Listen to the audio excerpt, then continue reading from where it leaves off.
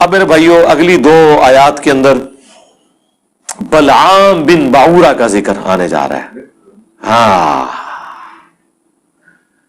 علماء کے فضائل بیان ہونے لگے ہیں، لیکن علماء سو کے کہتے ہیں کبھی کبھی علماء کے فضائل بھی بیان کریں. دیکھیں اب قرآن میں جب آئیں گے تو ہم بیان کریں گے. بلعام بن باورا، بلعام بن باورا بھی اور بلعام بن باورا یہ دونوں الفاظ کے ساتھ تفصیل ملتی ہے. المستدرک للحاکم میں جو میں نے شروع میں تعارف کرایا، قرآن کی بیسٹ 3 تفسیر کے چیپٹر ہیں، بخاری کا کتاب التفسیر، ترمذی کا کتاب التفسیر اور حاکم کا. المستدرک للحاکم میں موجود ہے کہ یہ آیات ایک یہودی عالم کے بارے میں نازل ہوئی، بلعام بن باورا کے بارے میں. بڑا نیکوکار تھا اور صاحب کرامت تھا، آج کے دور میں سمجھ لیں علماء حقہ میں شامل تھا. علماء حقہ، اہل سنت والجماعت. علماء حقہ تو لفظ ہی غلط ہے، حقہ نہیں ہوتا، حق ہوتا ہے. پیش بھی پڑھ سکتے ہیں حقہ. تو یہ علماء حق میں شامل تھا اس زمانے کے، لیکن دنیا کا کتا بن گیا. اللہ نے پھر اس عالم کی مثال کتے کی مثال سے بیان کی ہے کہ جیسے کتے کے اوپر کوئی بوجھ ڈالے تب بھی وہ ہانپتا ہے، نہ ڈالے تب بھی وہ ہانپتا ہے. اس کی عادت ہے، ہر وقت اس کی رال ٹپکتی رہتی ہے، وہ زبان باہر نکال کے رکھتا ہے. وہ دنیا کا کتا بن گیا عالم. ہم نے اسے علم کے ذریعے بلند کیا، لیکن اس نے اپنے آپ کو پستی میں گرا لیا. موسیٰ علیہ السلام کا دشمن بن گیا. اللہ نے اس کی مثال کتے کی بیان کی. اور نبی علیہ السلام کی حدیث ہے ابو داؤد میں، ترمذی میں، کہ میری امت میں ایسے گروہ پیدا ہوں گے جن میں بدعات ایسے سرایت کر جائیں گی جیسے ہلکا کتا کسی کو کاٹ جائے اس کے ایک ایک ریشے میں اس کا حلق پہنچ جاتا ہے. تو نبی صلی اللہ علیہ وآلہ وسلم نے اس امت میں ایسے فرقوں کا ذکر کیا جن کی ایک ایک رگ و ریشے میں بدعت گھس جائے گی، جیسے کتے کے کاٹنے سے حلق کود جاتا ہے. کتے کے کاٹنے کا کوئی علاج نہیں ہے. وہ ویکسین بھی اس وقت تک ہے جب تک کہ وہ وائرس ریڑھ کی ہڈی تک نہ پہنچے، ادروائز لا علاج ہے آج کے دن تک. تو اس پہ ہم نے عرض کیا تھا کہ وہ کون سا کتا ہے جو کسی کو کاٹ جائے اور اس کے اندر بدعات راسخ ہو جاتی ہیں.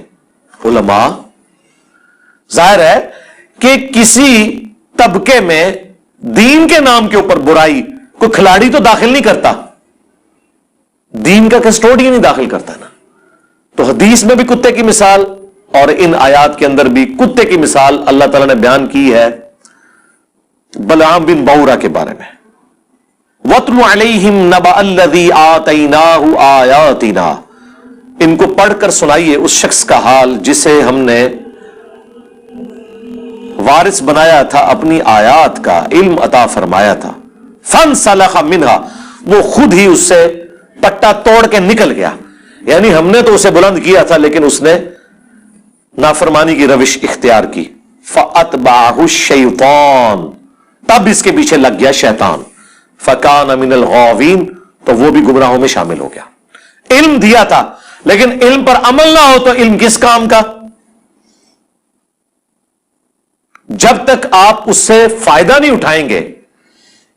اس سے کوئی علم کو اللہ تعالیٰ کنڈیم نہیں کر رہا کہ وہ گمراہ اس لیے ہوا کہ علم والا تھا. نہیں، گمراہ اس لیے ہوا کہ علم کے باوجود اس نے اپنے علم کے مطابق عمل نہیں کیا. اگر علم نہ ہوتا تو ویسے ہی گمراہ ہے، اس کا تو ذکر کرنے کی بھی ضرورت نہیں ہے. وَلَوْ شِئْنَا لَرَفَعْنَاهُ بِهَا، اور اگر ہم چاہتے تو بلند کر دیتے اس کا رتبہ.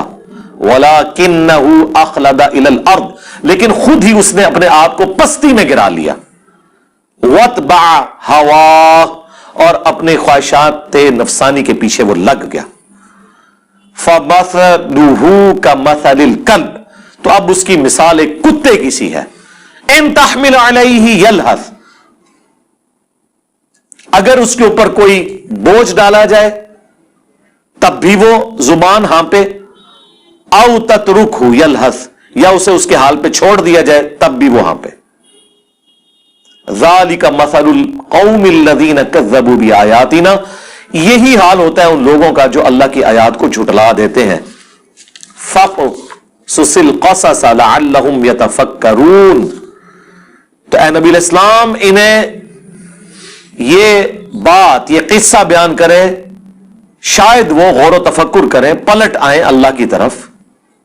ساء مثلا للقوم الذین کذبوا بآیاتنا, کیا ہی بری مثال ہے ان لوگوں کی جو ہماری آیات کو جھٹلاتے ہیں. وَأَنفُسَهُمْ كَانُوا يَظْلِمُونَ, اور وہ اپنی ہی جانوں پر ظلم کرنے والے ہوتے ہیں. مَن يَهْدِ اللَّهُ فَهُوَ الْمُهْتَدِي, جسے اللہ ہدایت بخشے وہی ہدایت پہ ہوتا ہے. وَمَن يُضْلِلْ, اور جسے وہ گمراہ کر دے, فَأُولَئِكَ هُمُ الْخَاسِرُونَ, تو پھر ایسے ہی لوگ ہیں جو خسارہ پانے والے ہیں.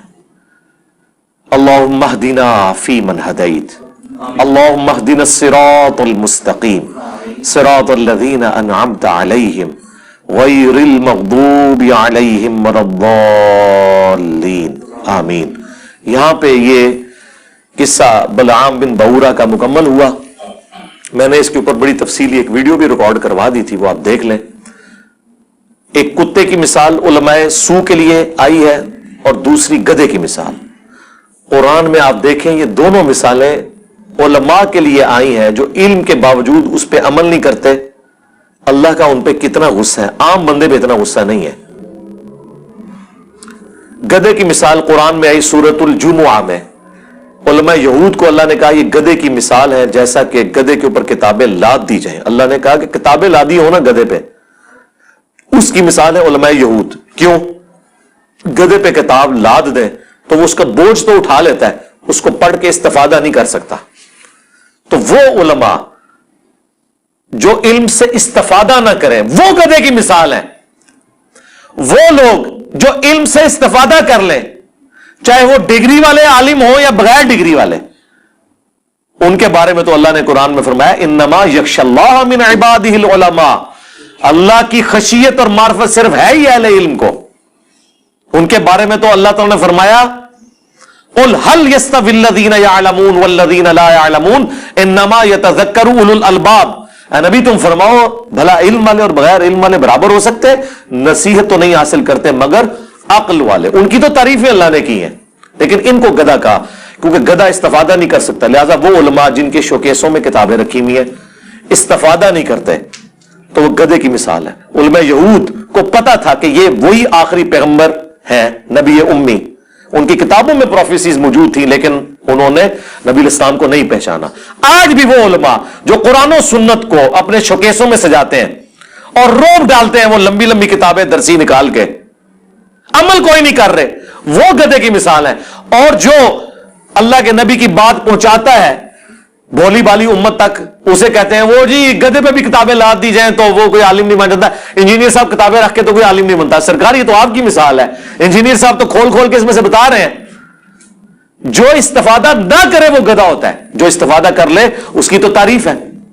اور حدیث میں صحیح بخاری مسلم میں آیا کہ نبی الاسلام نے فرمایا میں نے اپنی امت کے ان علماء واعظین کو کولو کے گدھے کی طرح اپنی انتڑیوں کے گرد چکر کاٹتے ہوئے جہنم کی آگ میں دیکھا ہے.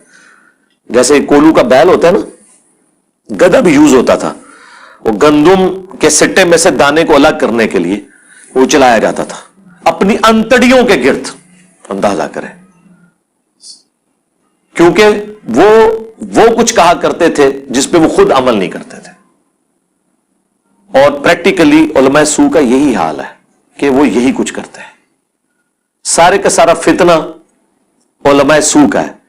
علماء سو کا فتنہ اتنا بڑا ہے کہ وقت کا پیغمبر بھی ہونا یہ اسے بھی کامیاب نہیں ہونے دیتے, آخری درجے تک کوشش کرتے ہیں.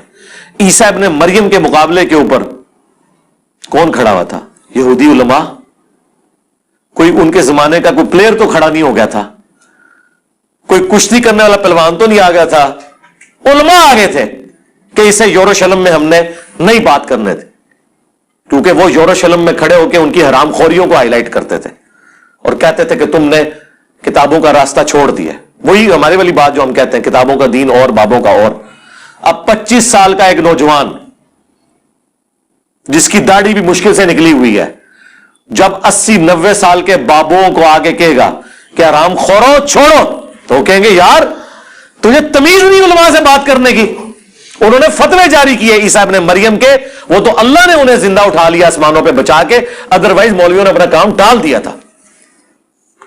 تو جب انبیاء ان مولویوں کے شر سے محفوظ نہیں رہتے جب تک کہ اللہ تعالیٰ انہیں بچا نہ لے، سرکار تسی میں تے شاہی کوئی نہیں سوائے اس کے کہ آپ ان کی ڈاکٹرین ان کے اوپر الٹ دیں، جو اللہ کے فضل سے اس پلیٹ فارم سے ہو گیا ہے۔ بس اب آپ ان کی چیخیں سنیں، اللہ کے نبی کا جھنڈا انشاءاللہ بلند ہوگا انشاءاللہ تعالی۔